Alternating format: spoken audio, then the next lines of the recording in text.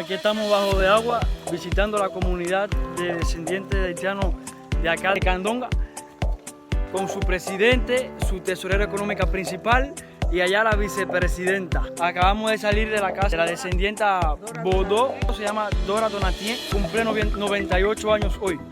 Digo gracias, muchas gracias, nunca me he decidido gracias, porque nunca yo he recibido un regalo como ese del gobierno. Gracias, Es una satisfacción enorme que provoca al encontrarnos con descendientes longevos que, a pesar de las dificultades que enfrentan en la vida, aún están llenos de amor, alegría y con esperanza de seguir viviendo.